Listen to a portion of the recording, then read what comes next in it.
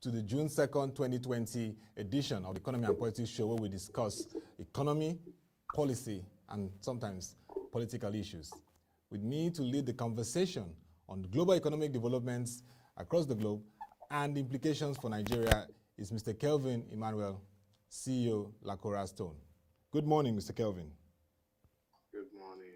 Good morning. Nice to meet you. Yes, and how have you been? I mean, this period of the phasing out of the lockdown. Quite interesting, actually.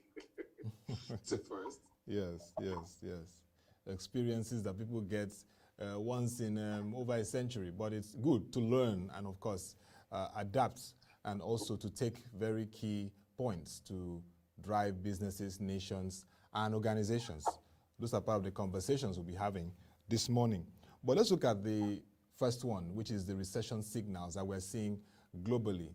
As you know, the United States of America, the world's largest economy, shrank by 4.8% first quarter 2020. The UK shrank by 2% first quarter 2020. The Eurozone shrank by 3.8% first quarter 2020. And Japan, a member of the G7, industrialized economy, a large economy in Asia, was the first to record a recession. We're also seeing these trends even in France and in Germany. So, hitting also Asia. What are your thoughts around these developments and these signals from the global even to the regional African level? Well, thank you very much. Nice to join you again after a very long time. Good to all our viewers, Nigeria and everybody. Such a pleasure. I hope everybody is social distancing and keeping safe. There are 40 million Americans currently out of job. And to be honest with you, looking at the protests all around the US, I can't help but imagine if the 3 months, I can't help but that a lot of people are going through not having income to be able to pay their rent, their normal utility bills.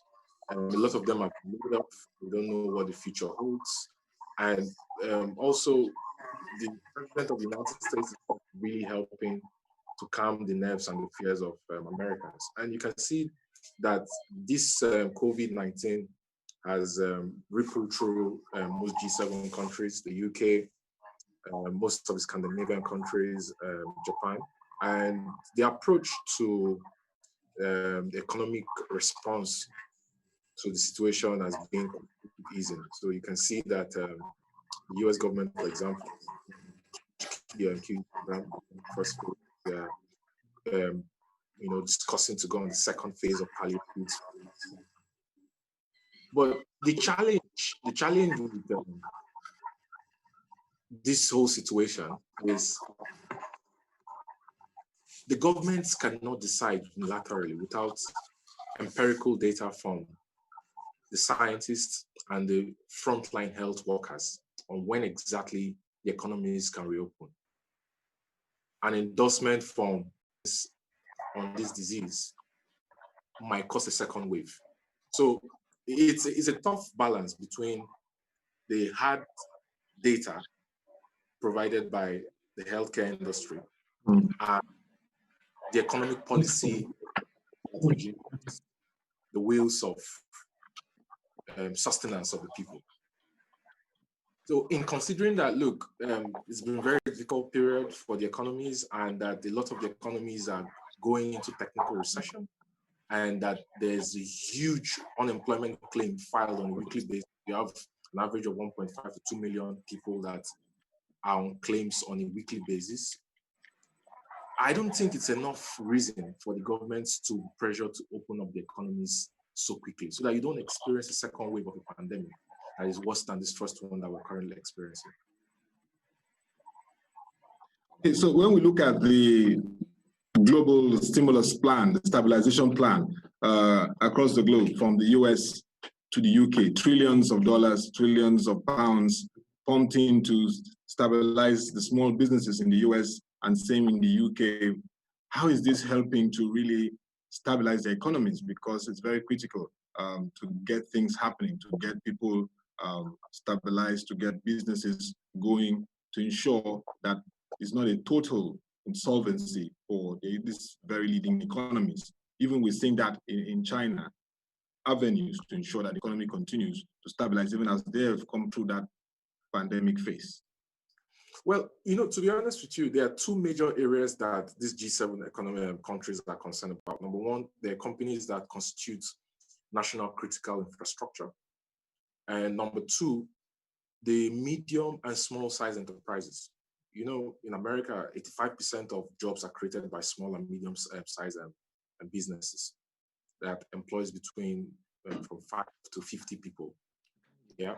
So the government has to provide like the stimulus to keep the wheels of these businesses running, to make sure that this business don't lay off staffs, because all the chain of consumer spending, retail sales, gross national products, savings, investments, their 401k, and even the stock market comes from people having jobs that pay them income, right? So the two most important priorities of the G7 countries, number one, is to make sure that companies that constitute critical national infrastructure are well funded during this period. For example, you could see that the likes of Boeing, they like stimulus for them to make sure that they don't go into bankruptcy. And quite a number of other companies that constitute critical national infrastructure, and small and medium-sized businesses that employ the bulk of Americans. Same thing in the UK, same thing in Japan, same thing in Canada. Yep. So basically, the governments are focused on these two tiers: critical national infrastructure and small and medium-sized businesses that employ the most of their people.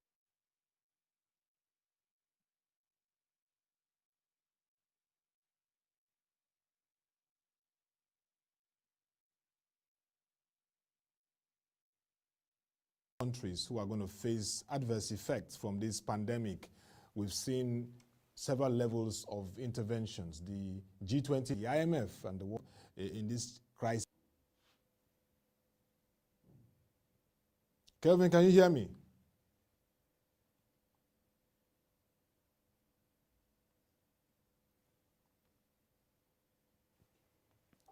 All right, so Kelvin has been talking, it's been very big in interventions, particularly to the Paycheck Protection Program, which has helped businesses, Small Business Administration, the SBA, which has millions of businesses in the United States of America, and who are the key drivers in terms of economic activities.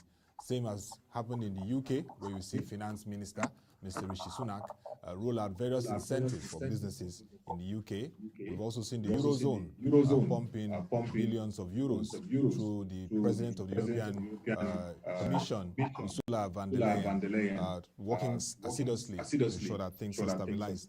But I was engaging Kelvin on the fact that the multilateral institutions, the Bretton Woods institutions, the World Bank and the International Monetary Fund, led by Dr. David Malpass and Mrs. Kristina Georgieva, have been pushing the need for developed countries to support the low middle income countries.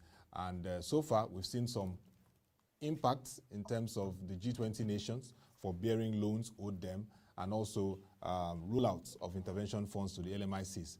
But Kelvin, nice to have you back.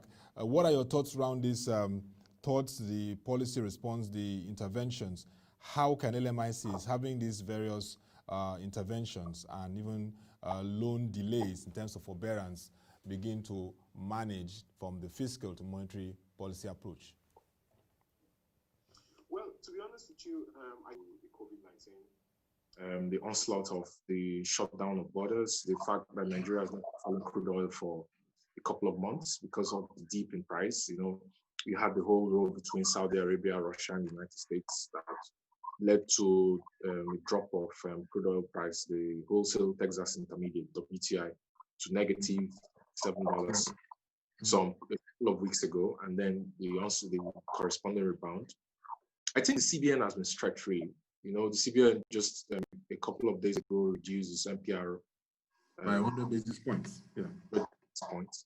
And the CBN basically has provided like a slush fund to ensure that businesses are able to access loan at a single digit of about 5%. In fact, yesterday I got an email from my bank saying that they're providing a 5% loan per annum for healthcare businesses, in response to COVID, as ordered by the CBN, as against the original 9%. Yes. Also, you can see that the Nigerian government, just a couple of days ago, I heard that the Nigerian government sold some cargoes of oil it had on the high sea to China at the $3 discount, I think. The money line.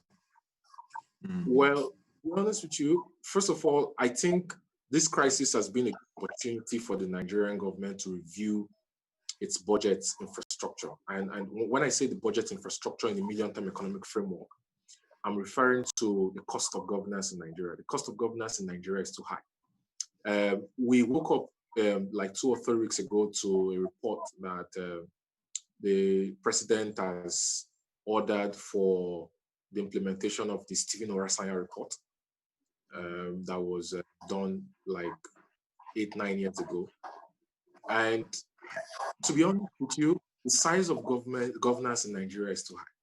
The cost of the recurrent expenditure is about 70%. 70%. Sorry, the cost of servicing the government, the people that run the government, is about 70% of the recurrent expenditure. Right? That's huge. That's huge. When you look at the fact that Nigeria has a debt stock of about $82 billion currently, and that cost of servicing the debt the Nigerian government had is about 69 to 70% of the capital expenditure, which leaves little room for you to create capital projects. You know that there's crisis in Nigeria. So, to be honest with you, one of the most credible responses the Nigerian government can have to COVID, someone said, don't waste a good crisis to change.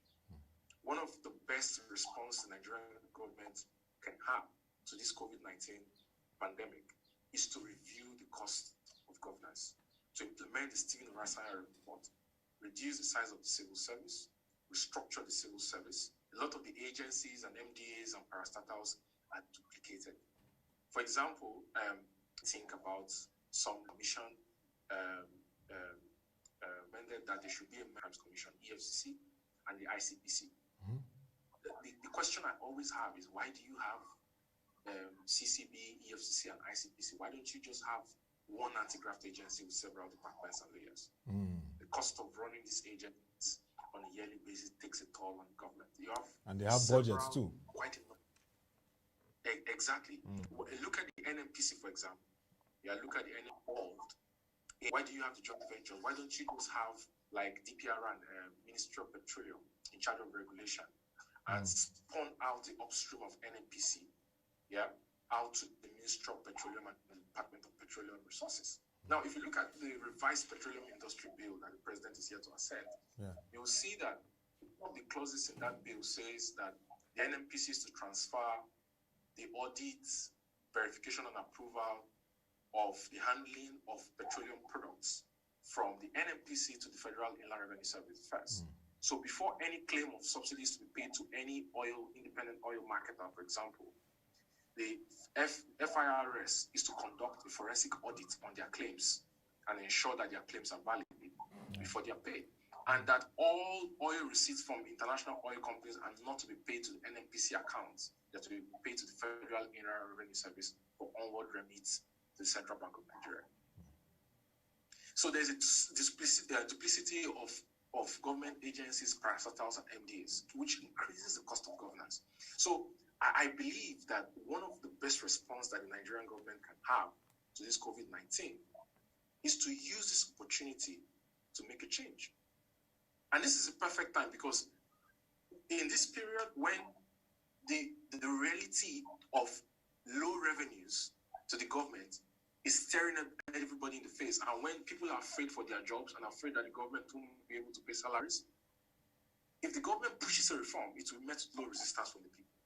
Imagine what happened back in 2012 when President Goodluck Jonathan proposed like a phased removal to subsidy of petroleum You imagine the protests that greeted him on the streets of several cities in Nigeria. Yeah. But with a reality like this, Nigerians have to realize that it's unsustainable for you to have the government paying over ₦1 trillion, about $4 billion per annum, to independent petroleum marketers. It's unrealistic. It's not sustainable. It's absolutely not sustainable. So the response for LMICs, low and middle income countries, especially Nigeria, is to implement the Stephen Orasanya report. Regardless of where the price of crude oil goes tomorrow, we need to realize that the price of crude oil is not sustainable. We don't have a control over it. Nigeria does not have a control over it. Yeah.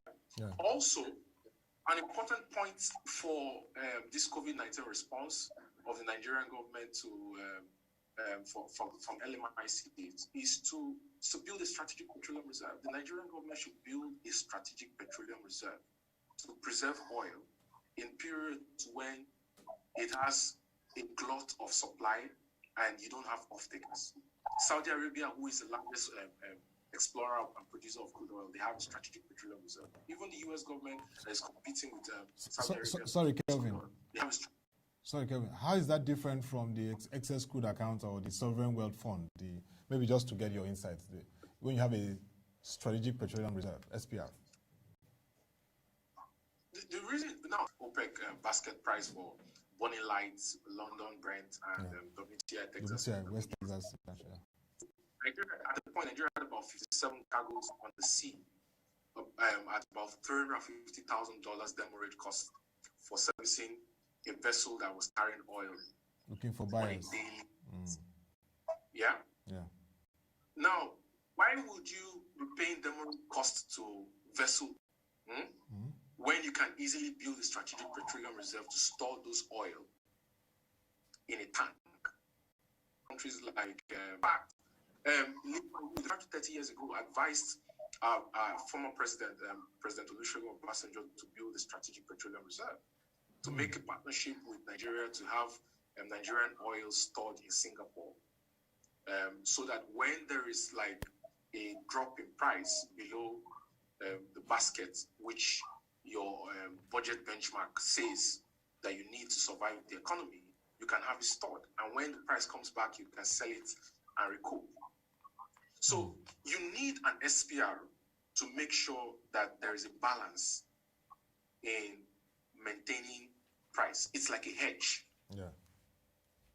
Right? Now, on the other part of the Sovereign Wealth Fund and the ECA, right? It's important. And this is a point I made in close quarters with a few policymakers I've spoken to about this.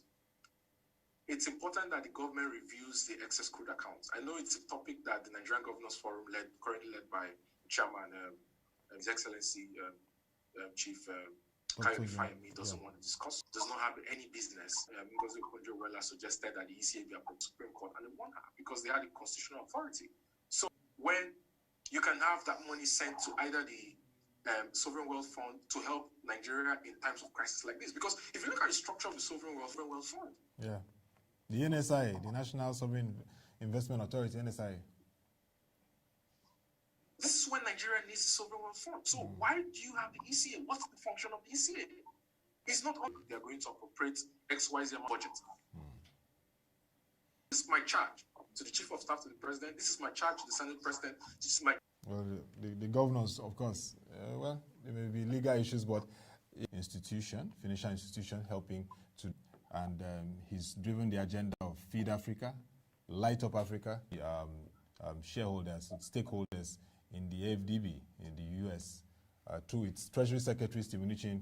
After the initial probe and the ethics, the US called for independent Muhammadu Buhari.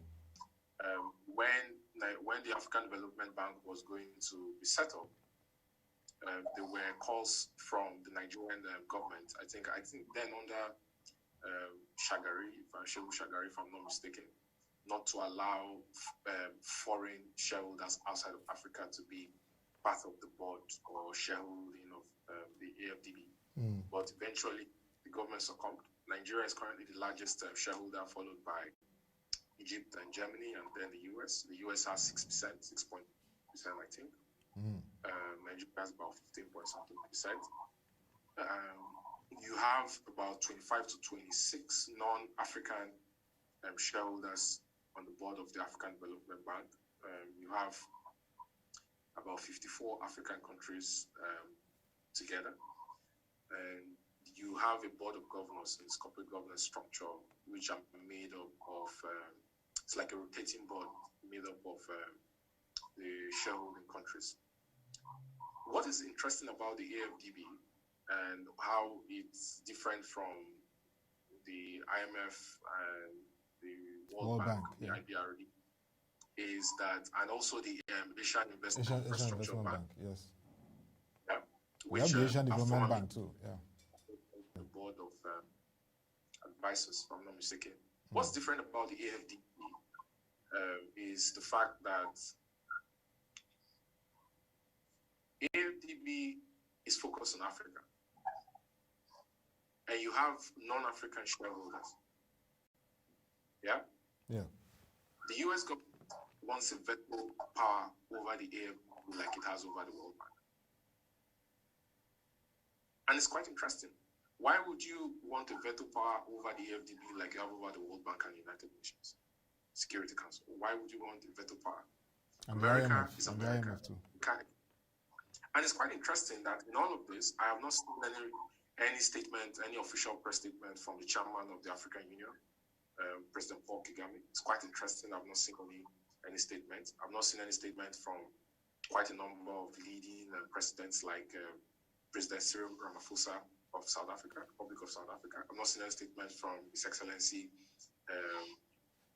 Uhuru Kenyatta, President of Kenya. These are important regional leaders. Sisi of Egypt, Abdul Fattah Sisi, President of Egypt. Yeah. Exactly. That are critical to the African Development Bank. Right? And it's quite interesting that the US government has always opposed President Akinwumi Adesina. They opposed his nomination back in 2015 to be president of the African Development Bank. And it's quite interesting that at the eve of him being re-elected for a second term, giving a stellar performance, his refocus of the bank to renewable energy and agriculture, because he realizes that Africa can become like the food basket of the world. Yes. Africa can become the food industrialized basket continent. Exactly. And it's quite interesting that Africa is not realizing that it can become the food basket of the world. Okay, I'll give you an example. Let's pick cocoa for instance. Let's pick cocoa. Ivory Coast is the largest exporter of cocoa from sub-Saharan Africa. Yeah. But it will poor value addition when you see what's happening from. Addition has been saying that Africa needs to play a more active role in the value chain of its raw materials. Yeah. You see, in the production value chain, we need to realize, and this is why Africans don't treat agriculture as a business, they treat it as sustenance, family sustenance, individual sustenance. We need to move from that now. Exactly. That there are four critical areas in agriculture. There is production, there is storage, there's processing, and there's distribution. Yeah. Africa focuses only on production of raw materials. If you don't focus on the other three areas of the value chain, storage, processing, and distribution, which is what the West knows how to do very well, what happens is that you can end up stick, which is what Africa has always gotten. And these are the things that the president of the African Development Bank has always advocated against. Yeah. So you realize that he's actually hitting on raw nerves. Him saying that Africa needs to be more involved and proactive in storage and processing of its own raw material so that it can get an increased chunk of the value. Yes. Agricultural value. Is hitting runs in the West. Companies in the West are realizing that if Africa industrializes its agricultural products, its raw materials, and focuses more energy in creating industries that will progress in that balance out in its intentions, and says it's supporting Africa. How are you supporting industrializing its most potent 16 allegations that the member, the representative of the U.S. Treasury, Stephen Dow, leveled against President Akinwumi Adesina, 16 allegations. I read the allegations, the president's response to the allegations. It's quite interesting to note that currently on the board of governors, the rotating chairmanship is with Japan, Mr. Nyani. And after the ethics committee concluded his 3 months investigation into the allegations and forwarded his recommendations to the board of governors, it's quite interesting that the board of governors actually endorsed the report and said that the president has been chaired by the representative of the Japanese government, clears the president. Why will the US be calling for an independent investigation into the same allegations that was cleared by the board Japanese representative on and the ethics board committee? of TV? Yeah. Why? What are the motives? What we need to realize something. African, and this is a call for Africa, is Father Christmas. No one wants you to succeed more than you. Competitive, strategic, yeah. They're not more interested in having Africa succeed, right? Because they know that Africa succeeding in industrializing its life and employs people and avoid migration west and far east is going to win Africa off dependency, and is going to. I take your points very, very seriously. I mean, it's supposed to take off from July, but this was an opportunity to accelerate and deepen it. To Kinshasa, or to travel to Libreville, or travel to one of these countries in the intra-Africa trade. I am groups together. One of the best things the AFCT can do is to focus on the ease of doing business around Africa, within Africa. If you focus on the ease of doing business within Africa and have more integration, it will increase the GDP of the countries. It will raise the cost of living. It will improve the flow of goods and services around the countries. I will favor the integration of goods and services around the continent to adopting a regional currency. I don't think it's going to be for the benefit of Nigeria, South Africa, Kenya, Morocco, Egypt, and major players in the continent to adopt one central currency, because you have a lot of weak links in Africa. Yes, you want a regional currency. Is it sub-regional or regional currency? It's not going to benefit the major players at all, because you have like only 4 major players around the continent. The rest of them are living off others. This is not me trying to cast aspersions over any country in Africa, but when you look at it from an economic standpoint, the data is there. It is. A lot of countries in Africa depend on aid, pure and simple. Yeah. No, I mean, when you look at the European Union, you heard what George Soros said, that this pandemic blows again open the Eurozone's sustainability and survival, and even the currency effect. But I hear you very well on that, Kelvin, and it's it's a debate. I mean, we've heard several experts like Mr. Bismarewani, when he said that the West African currency, the ECO, wasn't feasible to take off even this year as they're planning.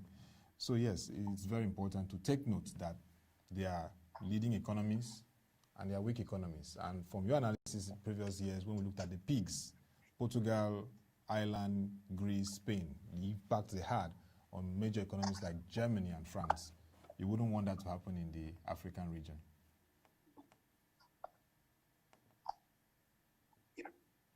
Yeah.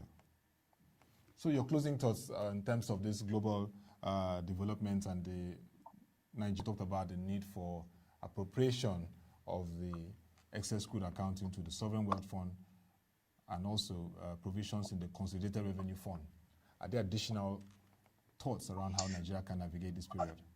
No, I've shared quite a number of radical thoughts with private circles, and I'm going to pose this to our viewers today, probably to foster some conversations in circles and in places where it matters. The Nigerian government has to rethink its revenue and expenditure. And I'll tell you what I think about this. COVID has outlined that there are 4 critical areas that we have to focus on. We have to focus on security, we have to focus on healthcare, we have to focus on infrastructure, and we have to focus on education. Those are the realities that COVID has outlined for the Nigerian government. And the question I keep asking every time is, for example, on infrastructure, why do you have the government take very limited resources from the revenues they have, right? Yeah. To allocate to the Federal Ministry of Works, the RSDT, FEMA, and the likes, not of 300-400 billion per year. And then the Minister of Works, he's caught between a rock and a hard place. I don't envy him at all, because he has a pile of contractors that are yet to be paid, and are complaining the roads are bad, there are no bridges, you're not completing the projects, and the government is borrowing too much for infrastructure. And I agree with the past Emir, the ex-Emir of Kano, His Excellency, His Royal Highness, Sanusi II. That the government has no business borrowing 800 billion naira from China to fund the railway projects in Nigeria. Yeah, here's my number one really cool thought about infrastructure in Nigeria. My number one really cool thought. Why don't you draw like a 10-year infrastructure roadmap for Nigeria, right? Yeah. And call construction companies to the table. Say, guys, this is our plan to build roads, grade A roads, federal government roads, tunnels, bridges, railway tracks around the country, flyovers. This is our plan, right? Independent power plant. This is our plan. Okay. We don't have the cash to fund this project, but here's what we're going to do. We're going to give you crude oil and gas. And when I brought this in a discussion a couple of weeks ago, some people suggested, some very smart people suggested that they don't think it's a good idea. The reason is because usually when you have an arrangement like that, you need an independent broker to be able to manage the exchange of crude oil and gas with the construction companies, right? Yeah. They suggest the build, operate, transfer model, which is build tolls around Nigeria, have give concessions to companies that want to take those concessions, 20, 25, 30 years, have them recoup their investments from the payment of toll fees around the country. So the question I have is, Nigeria has a lot of oil and gas. Nigeria has about 197 trillion cubic feet of natural gas, which is not fully explored. Qatar, 2 years ago, sold about $40 billion gas in a single year. $40 billion US. That's about 15 trillion naira. And that's about the size of the entire Nigerian stock exchange. The gas Qatar sold in 1 year is the size of the entire Nigerian stock exchange capitalization. Wow. Right? Yeah. Now, OPEC has a limit on how much oil Nigeria can drill on a daily basis. But how about you produce off quota and make an arrangement with these construction companies through an independent broker to pay them their money in oil and gas? Look at how the UAE developed Dubai. Dubai was built on debt. A chunk of the monies that they used to develop the infrastructure of the city was actually borrowed. It wasn't from oil money from Abu Dhabi, it was borrowed. They paid back with oil. The reality of the situation is that government cannot fund the kind of infrastructure it wants to build with the 300-400 billion naira budget per year. That's about $1 billion. It's a joke. The Nigerian government has to be real with it. We don't like to tell ourselves the truth. So why don't you be radical in your thinking? What are you going to lose? How many companies are willing to put up 1 trillion naira or have the money to put up, like you have the Blue Line project in Lagos over the years? How many companies have the money to build grade A roads and tunnels and bridges around the country and develop like cities and enable like a migration from rural to urban areas, which was what China did really. Over the last 10 years, China put 400 million people out of poverty because it has industrialized places that were typically seen as rural. And the more you industrialize it, the more you have companies who come and invest, set up businesses, and employ people. That's how you grow an economy. So you have a $1 billion budget, and everybody's shouting at the Minister of Works, His Excellency Mr. Babatunde Raji Fashola. Yeah. But the reality of the situation, people don't want to acknowledge, is that it doesn't have enough money to build infrastructure. It doesn't have it. So over the course of 10 years, you have somewhere around $10 billion in the Nigerian government has sunk into infrastructure. It's not going to go nowhere. How much is the cost of the second Niger bridge alone? How long has it taken to build it?